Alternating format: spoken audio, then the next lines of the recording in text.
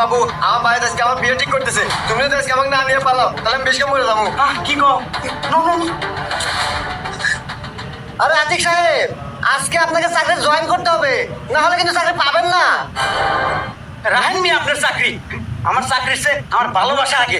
এই যে আপনার চাকরি, এই যে গুল্লি।